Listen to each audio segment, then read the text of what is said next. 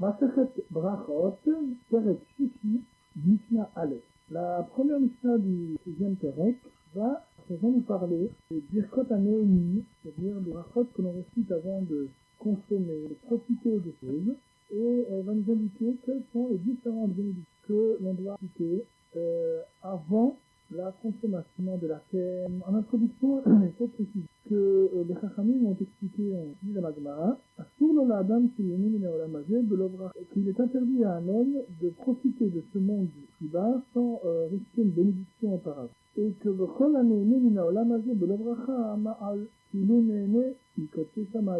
toute personne qui aurait profité ici-bas de quelque chose sans risquer la bracha, c'est comme s'il a porté atteinte et profané les choses saintes de Dieu, c'est Shamaïm, c'est le ciel. Et on apprend d'un passouk, que tout ce qui compose la terre, peuple de la terre, appartient à Dieu. De même, les Chachamim ont dit que celui qui profite de ce monde ici-bas sans réciter aux passions, c'est comme s'il vole un Kadosh Baruch Hu lui-même, il vole sa bracha. Celui qui laisse Israël est également comme s'il vole l'assemblée d'Israël. Pourquoi ? Parce qu'en faisant la faute de ne pas faire la bracha, les pérotes, les fruits, ensuite sont atteints de péril, et donc le peuple d'Israël ensuite également pas les récoltes qu'il met. De là, on apprend qu'il y a une obligation, que un Knesset Avdola en de réciter une bracha avant l'aliment. Certains veulent apprendre des principes, des notions que l'on fait quelque chose, du pasuk, directement d'un pasuk de la Torah. Certains le disent d'un Kal Vachomer, à partir de Birkat Hamazon, mais quoi qu'il en soit, Ikar, principe qui sont de réponse avant, soit, c'était bien mine. Et cette Mishnah, donc, va nous expliquer quelles sont les différentes bénédictions, même que les Mishnah sont différentes de consommer des aliments. Donc la Mishnah nous dit, Kétad Mevarchim la Péro. Comment récitons-nous la bénédiction sur les fruits? Quelle bénédiction récitons-nous? Al Perot Ha'ilan, dit la Mishnah, Omer Boré Toria Et, sur les fruits de l'arbre. Il dira, donc pas à chaque fois le début de la bracha, mais évidemment, Boré Toria Et, qui crée les fruits de l'arbre. Mais la Mishnah précise, Chut Minayayi. Talayayi Omer Boré Toria Aga. En dehors, car sur le vin, récite spécial, le Boré Toria Aga, qui crée les fruits de la vigne. Donc nous savons que le vin qui sort vraiment considéré comme une culinaire, le raisin, étant donné que, plutôt le vin, étant donné qu'il a une importance particulière, nous savons que nous l'employons pour sanctifier les fêtes, pour les corbanotes, etc. C'est en tout cas la boisson la plus importante, la plus prestigieuse aussi. Eh bien, on a essayé de ratifier une bracha spéciale avant d'en continuer. Ainsi continue, dans le Perot Haaretz Omer, Boré Tovi Ha'adama. Et sur les fruits de la terre, c'est-à-dire fruits de la terre, mais qu'est-ce qu'on peut faire comme la terre, un légume, qu'est-ce qu'on a un arbre, en sorte de fruits. En tous les cas, tout ce qui est considéré comme fruits de la terre, on dit Boré Tovi Ha'adama, on récite dessus, celui qui crée les fruits de la terre. La mission dit Chut Minapat, c'est à la pâte où on met un motivach Haminaret, en dehors du bien que le pain soit fait à base de blé, et que le blé lui-même est un directement en terre. Eh bien, le pain, lui, a une bénédiction spéciale, qui est un motif d'Hachem qui fait sortir le pain de la terre. Et nous savons que le pain, effectivement, est l'aliment principal, de base de tout homme, et il a une importance particulière. Et donc, de nouveau, les Chachamim ont trouvé le bon d'instituer une grande spéciale et particulière pour le pain. Et même si ce n'est pas très spécial, nous savons que ce qui est un peu moins que le pain, mais également substantifié, etc., les pâtes, c'est un repas de base, un repas particulier, 5 sortes de Valayonakot, nous Omer Boré Tori Ha'adama, et sur les légumes, on récite Boré Tori Ha'adama, qui fait sortir le terre, comme on l'a dit hier. Enfin, la Mishnah se termine par l'avis de Rabbi Yehuda. Rabbi Yehuda Omer, Rabbi Yehuda dit, Boré Minet Beshaïm. Non. Sur les légumes, on fera la bracha, se termine par qui crée des espèces d'herbes. Rabbi Yehuda considère que pour chaque espèce différente, grande espèce différente, il faut, dans le missar, le texte de bracha, il faut préciser de quoi il s'agit. Et on fait la différence entre fruits, cacahuètes, melons, etc. est comme un légume, et entre un chat et donc un légume. Un légume, comme les carottes, n'est pas la même chose, et d'après Rabbi Yehuda, pour préciser mais la halakha n'est pas comme Rabbi Yehuda et comme Rami, et donc on fait également sur les légumes, également sur les fruits de la terre. Donc cette là nous a insinué qu'il y a différentes bénédictions avant de l'an, sur les olives de l'arbre, sur un arbre de chat, sur le vin une particulière, sur les légumes et les fruits de la terre, on a mal, d'après Rabbi Yehuda, n'est pas la halakha, on retient le bon herbe, et ça, comme le pain, et bien qu'il pousse de la terre, du blé, en récilière, c'est attiré spécialement à cause de la grande attention dans la nourriture. Masechet Brachot avec ici, Mishnah Bet.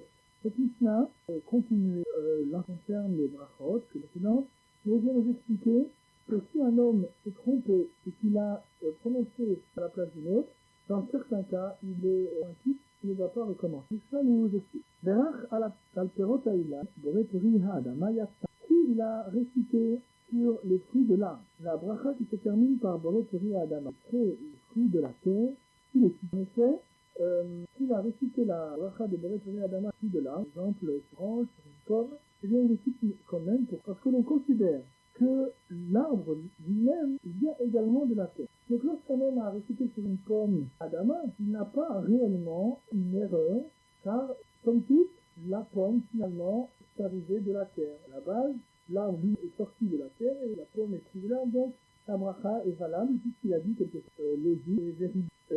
Ça continue, on nous dit, par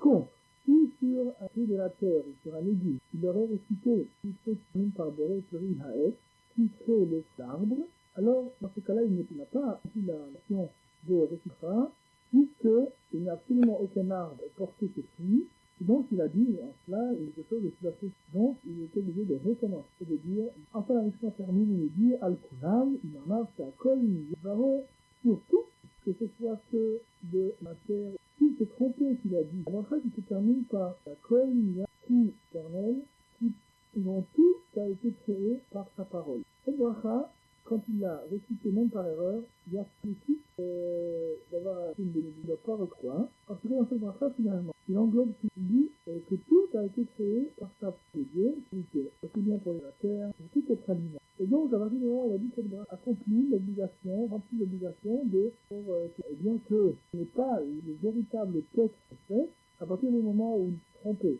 mais que correspond vrai, il est intéressant de savoir que, ce qui concerne les fruits de la terre, permet de tuer, Mara, c'est qu'à partir du moment où on crée un fruit, il reste un autre fruit, et qu'il n'en reste rien, une autre pousse en dessous.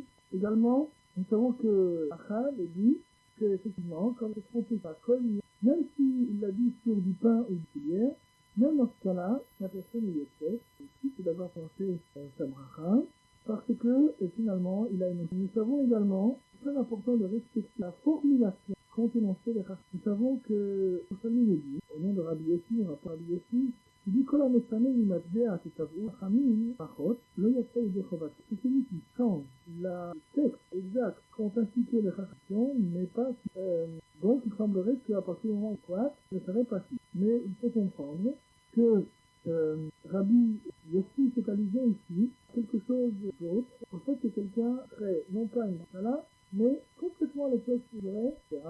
Je dirais, oh, combien sont beaux, etc. Donc un texte différent d'action que Ramil, et donc ce texte-là, mais par contre, s'il a récité une bracha également, ne n'est pas la bracha exacte, et bien dans la braïta Rabbi Meir, ici Rabbi Meir Cholek, qui s'oppose à Rabbi Yossi, et aussi que même dans un cas où quelqu'un aurait changé le langage complet des chachas, combien est beau, c'est pas démontré, et c'est quand même, de quelle manière mais ma sechet brachot, Perek Vav, Gimel. Cette histoire vient nous compléter la manque, l'avant, et vient nous parler du cas précis de la brachol. Par les mots, dont tout a été créé par le Mishnah nous dit al-davar que un du l'homme sur quelque chose qui ne pousse pas de la terre. Très bien, dira.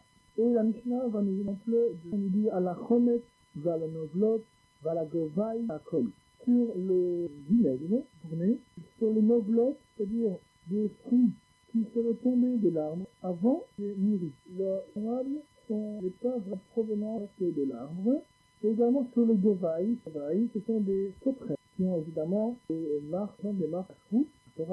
Eh bien, sur ces différentes choses, il dit ça avant de consommer, puisqu'ils sont finalement complètement détachés de la terre. La Mishnah continue, al-Hechalav, Valagezim, Valabetsim, sur le lait, sur le fromage, les œufs, dira aussi manger, dira alcool. Et la Mishnah termine en disant Rabbi Yehuda, Kol Shehu Min Klala, et Rabbi Yehuda, tout ce qui est une espèce, une sorte de malédiction. On ne sait pas du tout de bénédiction. Qu'est-ce que veut dire? C'est-à-dire que nous avons cité précédemment le cas du vinaigre et le cas des enveloppes qui sont détachées prématurément de l'arbre et qui sont pas vraiment. Il y a ces aliments-là, d'après Rabbi Yehuda, sont des aliments qui proviennent d'une sorte de malédiction. Le vigne qui est ruiné et les novlotes qui sont des fruits abîmés. C'est-à-dire qu'il n'y avait pas de bracha, il n'y avait pas de bénédiction, personne qui le fait.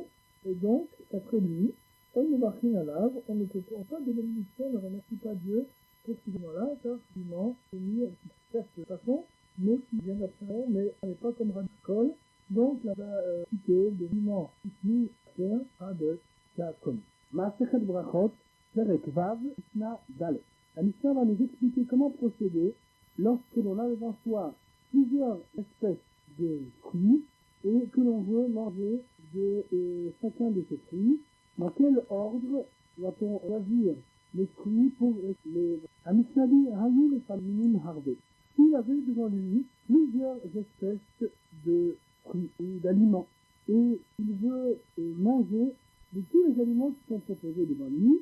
Comment doit-il faire pour faire les brachot, pour dire les brachot, consommation de ces aliments? Dans quel ordre doit-il réciter ces brachot? Eh bien, la mission veut dire Rabbi Yehuda, il n'y a que benehem minim tiv'a, mevarech alav. Rabbi Yehuda dit, s'il a parmi les fruits qu'on lui a présentés, les fruits qui font partie des 7 espèces de récit. Les 7 espèces que nous connaissons sont celles qui sont citées dans un passage. Un seul passage qui décrit ces 7 espèces, et le passage nous dit que les fruits qui sont spécialement préférés, qui sont la fierté de la race Israël, sont Chita, Seora, le bleu et l'orge, Geffen, vigne, Iteena, c'est la figue, Rimon, grenade, Zeytin, les olives, Udvas, le miel, référence aux dates, du miel des dates. Donc voilà les 7 espèces qui sont particulièrement recherchées parce qu'elles sont celles préférées à cause de la race Israël. Si quelqu'un parmi les aliments qu'on lui a proposés a devant lui une de ces 7 espèces, bien d'après Rabbi Yehuda, il doit faire la première bracha sur l'aliment, un des 7 aliments qui faisait de l'une de ces. La Mishnah continue et dit Vachachamim Omrim, les Chachamim le disent, Mevarech, Eze Yosef. Les Chachamim donc différents et disent qu'en fait, il choisit celui qu'il veut, celui qu'il préfère, l'espèce ou l'aliment qu'il préfère, qu'il veut consommer en vérité en premier, ou par exemple qui a sa préférence. L'aliment qu'il préfère parmi tous ceux qui lui sont proposés, eh bien c'est sur celui-là qu'il fera la bracha en premier. Au sujet de cette espèce parlée, nous savons que même parmi ces 7 espèces, il y a certaines références, oui, et lorsqu'on les voit, on doit réciter la bracha d'abord sur lui et après sur les autres. Nous savons par exemple que le principe de la Gemara est que tous les fruits qui sont mis en premier dans le passou, qui viennent en premier dans le passou, sont préférés et on fait la bracha de préférence par rapport à la Gemara dit encore que principe qui veut que le passou dit Eretz Chita ou Sahara, Geffen Iteena Varimon, Eretz Zeyt. Donc la liste de fruits est précédée la première par le mot Eretz, le pays, et également est coupée par le mot Eretz. Or, le mot qui est le plus proche, le nom du fruit qui est le plus proche du deuxième Eretz, précède les autres, ce qui fait que l'ordre exact de la bracha sur lequel on récitera lorsque l'on a différentes sortes de fruits d'Eretz Israël sera en fait Chita, puisqu'il vient en tout premier, Zeytin, parce qu'ils sont juste après le deuxième mot Eretz, Seora, qui sont en première partie de Bassou, ensuite Marim, donc les dattes, Anavim, les raisins, et Théonim, Urvémonim, en figue et grenade. Donc à chaque fois, on doit savoir quelle est précède, quelle est l'espèce qui proche, mais donc la Mishnah ici nous a qu'il faut respecter certains ordres lorsque l'on a pris, que l'on veut un ordre dans les brachot que l'on doit citer. Il y a une marquette entre Rav et Hamim. Là, nous préférant les fruits d'Aretzer, donc la bracha d'abord fruits, alors que les Chachamim nous disent qu'il doit donner préférence et même le plus, sur lequel il a plus de plaisir à consommer, c'est ce fruit qu'on de Masechet Brachot, Perek Vav, Mishnah. Cette Mishnah va nous expliquer dans quel cas, lorsqu'on a récité avant le repas, une bracha, on n'est plus obligé de recommencer le même bracha lorsque pendant le repas ou après le repas, on voudra consommer un aliment aidé par la même bracha. Dans certains cas, par contre, nous verrons que bien qu'il a fait une avant la Séida, il devra, à certains moments du repas, nous verrons, recommencer le bracha lorsqu'il va consommer un aliment. La Mishnah nous dit, Berach ala yayin mipnei Amazon, patar et hayayin shel achar hamazon. Lorsque quelqu'un a récité une bénédiction sur du vin avant le repas, il est dispensé de réciter une bénédiction de nouveau sur le vin que l'on récite après le repas. Il faut, pour bien comprendre, savoir que au temps de la on avait l'habitude, à la fin du repas, après le repas, et avant le Birkat Hamazon, d'enlever le pain à la table et de boire du vin, ainsi que de manger toutes sortes de sucreries, certains disent plus tard, certains disent que salé. De toute façon, avant le Birkat Hamazon et après la fin du repas, on s'attablait pour boire du vin et pour manger ses desserts.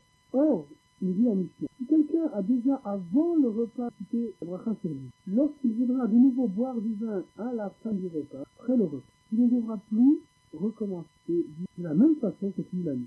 Berach à la parteret, bien major, patar et à parteret, acharam. Lorsqu'il a récité une bracha sur la parteret, c'est en principe tout ce que le sauce, certains disent que les pâtisseries, les aliments que l'on consommait comme ça un petit peu pour accompagner d'autres choses.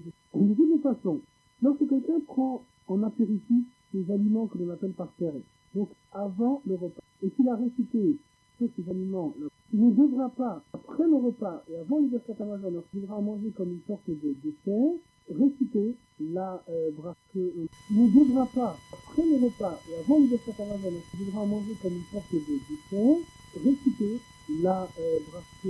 Il faut se rappeler, c'est que lorsque l'on fait notre repas, on n'a pas besoin de réciter des bénédictions sur aucun des aliments qui vont faire partie à la suite du repas. Le riz, le thon, la viande, sauf le vin, par exemple, hein, même si on a fait le ski et qu'on amène une bouteille de vin. Lorsque donc, on veut boire du vin, on récitera Berekeri Agafen, car donc, le vin est un aliment particulièrement important. Deuxième cas pour lequel on doit réciter une bracha, même si on a fait le ski, ce sont les desserts, les fruits par exemple que l'on consomme.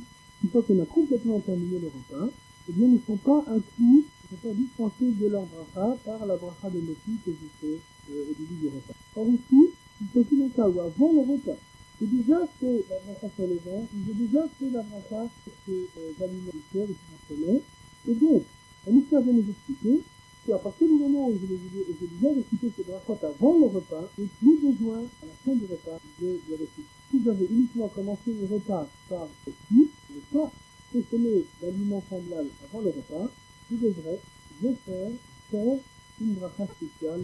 La Gemara nous explique à ce sujet que dans le cas où l'on a récité la bracha avant le repas sur le vin, on ne devra pas refaire la bracha sur le vin gratuit uniquement s'il s'agit du sabbat ou du Yom Tov, et que la bracha sur le vin que l'on a fait avant le repas est celle du sabbat. C'est que le kiddush c'est réellement quelque chose d'important qui montre que l'on touche une bracha sur le vin. Donc on n'a plus besoin par la suite de refaire des brachas contre en semaine.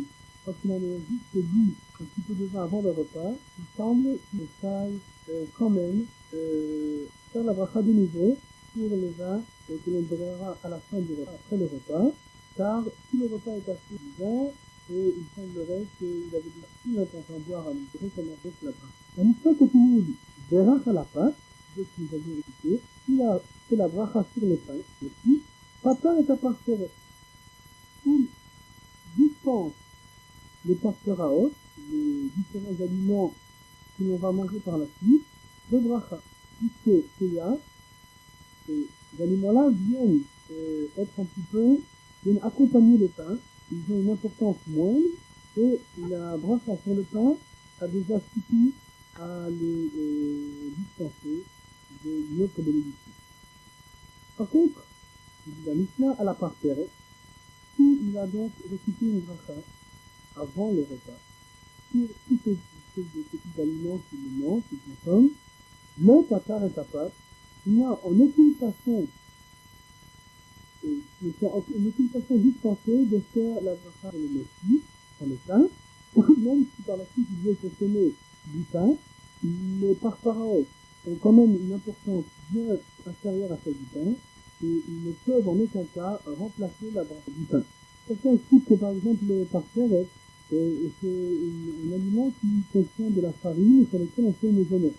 Et donc on aurait pu dire que si on a fait une maisonnette à l'origine sur carré, ensuite on mange du pain d'être inclus, avoir pas besoin d'être carré.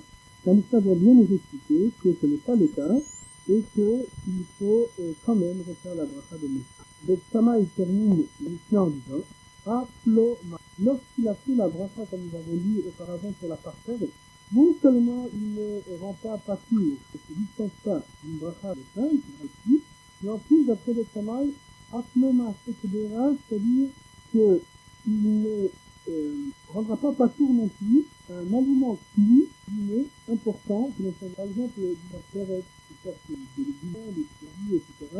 Si ensuite il fait un plat important, principal, qui est composé de cuir, qui est composé également d'un aliment sur lequel il y a, et le travail devra recommencer la bracha d'Adama. Parce que lorsqu'il a mangé le parterre, l'important n'est pas suffisant pour rendre partir d'un aliment pour un mets qui est important, qui requiert à nouveau que l'on refasse. Donc il nous a expliqué que dans certains cas, lorsque l'on a fait des bénédictions avant le repas, de les refaire, on remange à fin du repas. La mission nous a expliqué également que lorsque l'on fait motif, on est dispensé par la suite de refaire les brachot sur les différents éléments que l'on mange au cours du repas. Par contre, lorsque l'on a commencé par et que l'on a fait une bracha sur les éléments que l'on mange avant le repas, lorsque l'on servira du pain, on sera obligé de recommencer de faire motif sur le pain, qui ne sera pas dispensé de la pain. Après le travail, même lorsque l'on servira ensuite un mets important et cuisiné, qui aura la même bracha, on devra néanmoins la refaire, car cet aliment est plus important. Il convient de préciser que la halakha n'est pas comme le travail, mais c'est comme nous le referons, là, même si on mais c'est exactement. Parce que cette brachot, c'est Vav, Mishnah Vav. La Mishnah va nous expliquer dans quel cas une personne peut être motivée pour rendre quitte quelqu'un d'autre d'une bracha quand tous les deux doivent en principe réciter cette même bracha. Nous allons voir que certaines brachot, lorsque deux personnes sont ensemble, ils peuvent s'accorder pour que un récite la bracha et l'autre réponde Amen et soit yoté. Il n'y a plus besoin à ce moment-là de citer la bracha. La Mishnah dit Aïe Yeshvim Le'echol. Kol echad ve'echad levarech le'atzmo. Toutes les personnes étaient s'assises ensemble pour manger. Chacune doit réciter pour elle-même la bracha. Il faut comprendre que l'on parle ici du temps de l'époque de la Mishnah, et au moment où les personnes se réunissaient pour manger, ce temps-là, ils s'asseyaient tous ensemble autour d'une table, et tout exactement, lorsqu'ils décidaient de manger ensemble, ils s'accoudaient sur ce sofa, sur la tête, s'accoudaient du côté gauche, et cette souda, où on était accoudé, était considérée vraiment comme une souda commune, comme une souda où tous mangent exactement le même repas et ensemble. Mais quand ils étaient simplement assis autour d'une table, eh bien, on ne considérait pas que ce repas était réellement un repas en commun. Et donc, la mission nous dit au début que lorsque les personnes sont assises simplement, eh bien, ils ne mangent pas ensemble, et chacun doit pour lui-même réciter la bracha sur l'aliment qu'il va consommer. Par contre, Et la mission midi continue, et c'est vous, Rab Mevarech le Kulam. Lorsqu'ils se sont accoudés, comme nous l'avons expliqué, sur des canapés, eh bien, une personne, un d'entre eux, peut réciter la bracha, par exemple un outil, ou assister tous les autres membres du groupe, et eux répondront uniquement Amen à la bracha. Savons que pour que quelqu'un soit l'équité d'une bracha et pour que quelqu'un d'autre soit le souhaité, il faut 3 conditions. La première, c'est que la personne qui écoute la bracha l'entende du début jusqu'à la fin, il entend vraiment chaque mot de la bracha, il réponde Amen, mais en écoutant la bracha, l'intention de s'acquitter de cette bracha, lui-même réciter la bracha, faire en sorte que ce soit comme s'il l'avait récité, et plus il faut trouver une solution que celui qui la récite ait l'intention d'appliquer celui qui va l'écouter. Donc il faut une espèce d'accord entre eux, l'un a l'intention d'appliquer l'autre a l'intention de s'appliquer, et ils doivent faire en sorte que la bracha soit claire et soit entendue de façon continue. On sait également que lorsque quelqu'un veut réciter une bracha pour être merci quelqu'un d'autre, pour rendre merci quelqu'un d'autre, en ce qui concerne les birkot anéonim, quand c'est des brachot que l'on récite par exemple la consommation d'aliments, etc., il faut que la personne qui dise la bracha soit également obligée de réciter cette bracha. S'il a déjà récité cette bracha sur un autre aliment, il ne peut pas maintenant assister une autre personne en récitant. Par contre, lorsqu'il concerne les birkat à mitzvot, les brachot que l'on fait sur des mitzvot, par exemple, c'est le site, eh bien, une personne peut réciter le kiddush, même s'il a déjà lui-même entendu, il a déjà lui-même dit, il a déjà le fait, il peut quand même assister quelqu'un d'autre par sa bracha. Donc, nous continuons là. Balahem Yahim de Tochamazon, c'est le Chad de Chad Mivarech tout au milieu du repas. On leur amène du pain. Eh bien, dans ce cas-là, bien qu'il soit en groupe et qu'il soit affilié, chacun récite la bracha pour lui-même, c'est-à-dire en particulier. Il y a à ce sujet des explications dans la Gemara. La Gemara nous explique que la personne a la bouche pleine, à la gorge, qui est occupée à faire passer les animaux, et d'après Rachid, ils n'ont pas, étant donné qu'ils sont occupés à manger, ils ne veulent pas avoir l'intention de bien écouter la bracha d'une seule personne qui veut les assister. Ils sont préoccupés, ou en tout cas ils sont occupés par le fait de manger, et donc ils ne peuvent pas prêter l'oreille suffisamment de façon sérieuse pour pouvoir pratiquer d'une bracha. Le Rambam lui explique que c'est plutôt un problème de sécurité, de danger, qu'il y aurait à répondre Amen lorsque l'on est en train de manger. Et lorsque quelqu'un fait une bracha au milieu du repas, et que les autres sont encore dans leur bouche des aliments, ils risquent de s'étouffer, et donc il n'est pas dit que dans ce cas-là, chacun fera la bracha au moment certain, il s'assurera, et on ne fait pas en sorte qu'une personne ou les autres. Par contre, la mission dit la Haramazor, si on a apporté ce vin après le repas, une fois que tout le monde a fini de manger, le Kulam, une personne peut rendre les autres, fait la bracha à haute, et rend yesé tous les autres membres de l'histoire. L'histoire continue dit de où Omer à la Médimaz, à partir de Médimaz, et là la Haras. Et c'est également cette personne qui, après le repas, a fait la bracha sur le vin à voix haute pour rendre les autres ici, qui fait la bracha sur ce qu'on appelle le mugma. Le mugma, c'est également une coutume qui est au Mara, c'était une sorte de plateau de braise que l'on apportait devant les gens qui étaient à table, et sur lequel on jetait des espèces d'herbes odorantes, d'essences, qui sentaient bon. Et on avait coutume à ce moment-là de réciter une bracha, assez de canines comme on fait avant de sentir des tiges d'arbres odorants, etc. Cette coutume était très répandue, et donc à la fin d'un repas en groupe, on apportait très souvent ce mouvement, et la mission nous dit que la personne qui aurait fait la bracha sur le vin pour rendre les espèces à la fin du repas, comme je l'ai dit, après le repas, c'est également cette même personne qui fera à voix haute pour rendre tous les autres espèces la bracha devait acheter de famille sur le mouvement. Et la mission dit bien qu'on apporte le mouvement uniquement à la fin du repas. Et que finalement, le repas soit à ce moment-là complètement terminé. Donc il n'y a plus cette idée de groupe qui est encore vraiment attablés ensemble. Mais à partir du moment où une personne a été offrée le mérite de rendre les autres types d'une bracha, par exemple pour le vin qu'il a amené après la fin du pain, eh bien, il a également tout le mérite de rendre les gens yéchés par une autre bracha qui est celle que l'on fait sur le mouvement. Donc nous avons vu ici les différentes conditions qui permettent à une personne de rendre une autre yéchée d'une bracha. Nous avons vu que c'est uniquement lorsque les gens ont décidé d'une certaine figure, d'une certaine idée de groupe organisé, de groupe tous, qu'on peut rendre toute d'une bracha communautaire, une bracha pour tous les groupes, alors que lorsque les gens mangent d'une façon séparée, eh bien, ils ne peuvent pas s'associer qu'une personne rend les autres. Masachet Brachot, Perek Vav, Mishnah Zayim.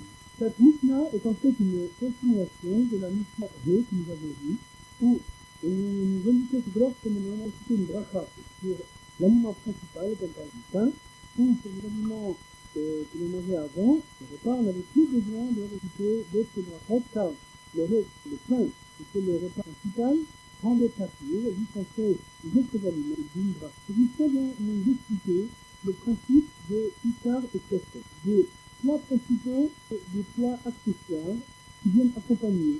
Et nous indique dans quel cas on peut en fait prévenir qu'un aliment plus accessoire devienne l'aliment principal qui, dans ce cas-là, dispense les autres aliments d'une bracha, comme nous allons le voir dans la mission. La mission nous dit que nous, les femmes, Malia, Bastila, Kotile, nous arrêtons à la Malia ou peut. Lorsque l'on a amené des aliments salés, comme par exemple des poissons salés ou des olives, etc., et qu'il a l'intention de faire de cet aliment son repas, ce plat principal.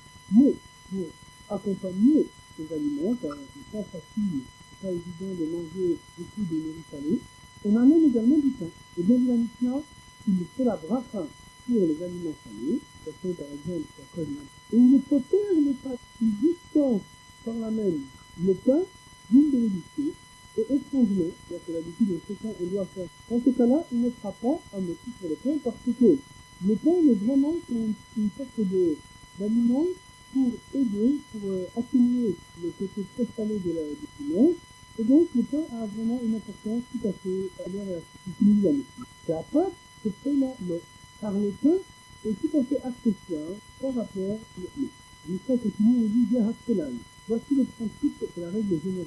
Quand on parle de notre pain, tout ce qui est principal, tout ce qui est notre principal, aliment principal, et avec cet aliment, on mange également un aliment accessoire pour mieux faire passer le premier aliment. Nous allons faire la car, tout à fait, il fait uniquement la bénédiction sur l'aliment principal et rend pâture et aussi de faire une sur l'aliment accessoire. Non, mieux pas. Donc cette mission nous a appris que lorsque l'on consomme deux aliments, mais que un des deux aliments est en fait vraiment une façon d'accompagner l'aliment qu'on a réellement l'intention, bien cet aliment secondaire n'a pas du tout d'importance, et pour que l'on récite une brasserie, et bien qui fondre avec l'aliment principal. La secrète de la route, Perek Vav, Mishnah Chet.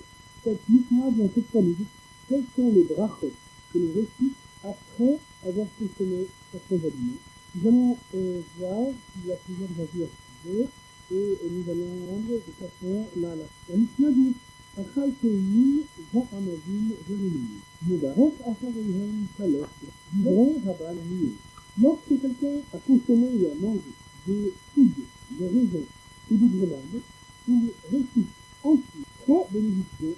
Ceci est la vie de Rabban Mieux. Parce que la Mishnah nous parle de Saloch grâce à trois bénédictions, elle fait allusion au Birkat Hamazon. Car en effet, nous savons que le Birkat Hamazon en origine est composé uniquement de trois brachot. Les trois brachot sont les brachot de Raïka composent du Birkat Hamazon, nous avons divisé la première Rabbeinu, la seconde la troisième par le La quatrième bracha que nous récitons Birkat Hamazon est une bracha postérieure qui a été rédigée et instituée par le Chachamim.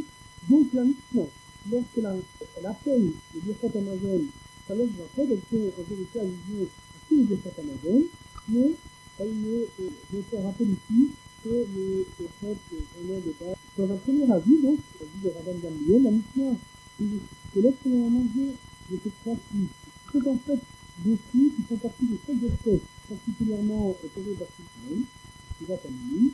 Et bien lorsqu'on a mangé de ce fruit d'Eretz Israël, de ce fait de on récite le Birkat Hamazon. Vous savez que le fait de réciter une bracha va fonctionner en elle-même. Et une mission de la Torah. On dit, c'est à la fin, mais le fait de déjà réciter une bracha bien dit Pasuk, la Chata de Sabata et la Chata de la Techa, parce qu'il est et puis bénira l'Éternel ton Dieu pour la bonne création. Et nous savons que le Birkat Hamazon est une bracha que le récite le jour exclusivement pour le faire. C'est un repas à base de. Mais d'accord avant de Gamliel, le fruit de l'Israël est constitué dans un passage qui précède le passage qui dit la Chata de Sabata et la Chata de la Techa, dit que le enfant fait dire une bracha après le rite. Eh bien, comme ces deux disciplines, ces deux versets sont juste apposés, sont à côté. Cela vient nous apprendre que la bracha du Birkat Hamazon, eh bien, on l'apprend, on l'applique lorsque l'on a mangé. En fait, la mission que tout le monde dit dans sa famille, bracha achas, on ne récite qu'une seule bénédiction qui résume du Birkat Hamazon. Cette bénédiction-là, c'est celle que l'on appelle aujourd'hui le Ein Salvation, où la récite après avoir mangé des gâteaux par exemple, et tout ce sont des fruits de la restaurante, etc. Et la diète, la diète, etc. Et donc, d'après la même famille, on ne récitera pas le Birkat Hamazon, mais on récitera une bracha qui est composée des éléments principaux des trois brachas du Birkat Hamazon. Rabbi Akiva אומר, אפילו אכל חלק ומזונה, מברך אחריו 3 ברכות. Rabbi Akiva dit, même s'il mange un plat de légumes doux, et que ce repas-là est considéré comme son repas principal, eh bien il récitera le Birkat Hamazon après. En effet, Rabbi Akiva part du principe que le passage de la Chata de Shabbat et Israël, c'est le passage qui nous enseigne que lorsque l'on mange, que l'on est rassasié, eh bien on doit, ce passage vient nous apprendre. À partir du moment où quelqu'un mange un plat qui est suffisamment important pour le rassasier, pour composer le plat principal, eh bien, il doit réciter le Birkat Hamazon. Le Birkat Hamazon doit être récité lorsqu'il est rassasié. À partir du moment où quelqu'un, par exemple, décide qu'un plat de pommes de terre est suffisamment important pour qu'il devienne ce repas définitif de midi, eh bien, cette personne-là a le devoir, quand elle est rassasiée à son repas, de réciter le Birkat Hamazon, puisqu'elle a donné une importance particulière à ce plat. La Mishnah termine en nous apprenant ça. C'était Maïm Yitmare. Comment s'appelle une Yabitbare? Si quelqu'un boit pour étancher sa soif, il récitera avant cette fois-ci de consommer, de boire l'eau, la bracha s'appelle une Yabitbare. Il est clair que lorsque quelqu'un veut boire sa soif, il doit réciter la bracha. Par contre, au début de là, la Mishnah que lorsque quelqu'un boit de l'eau uniquement parce que par exemple, il a quelque chose qui est resté absent dans son désir, dans sa gorge, ou alors qu'il prend un médicament, et dans cas pareil, la personne n'a pas réellement envie de profiter de l'eau, c'est uniquement un moyen de se dégager ou de se faire un autre, et bien il ne fait pas du tout de bracha. Quand il a fait l'eau, car il en a désir, il n'a pas plus véritable, uniquement quelque chose de moyen. La Mishnah termine de dire habitat. Phénomène, du personne militant, Boré ne passait pas rabot, que l'on récite avant de boire bracha de Boré ne passait pas rabot, sinon que la bracha n'est pas comme bracha et par contre de l'eau, et que lorsque l'on a fini de boire, on parlera ici, Boré ne passait pas rabot, et donc cette bracha-là, qui a été appliquée à la fin, après la quatrième vidéo, donc cette Mishnah nous a enseigné qu'il y a plusieurs avis quant à la récitation du Birkat Hamazon. Comme dans le milieu de la famille dit que dans un cas que une hydrate de régime, et soit Rabbi Akiva pense qu'à part un plat, quel qu'il soit, mais suffisamment interposé tout le repas, bien ce plat-là donne l'obligation à un prêtre Hamazon. Enfin, nous avons vu que de l'eau ne pas dessus que lorsque on doit se désaltérer et non pour une verre, et qu'à la fin de la verdi, on examinera le soir pour le récit des choses directes de la synthèse. Pour renseignement, veuillez appeler au numéro de téléphone suivant, le 60 22 53 060 435 49 35 35. Il est interdit d'écouter cette personne le sabbat et le jour de fête.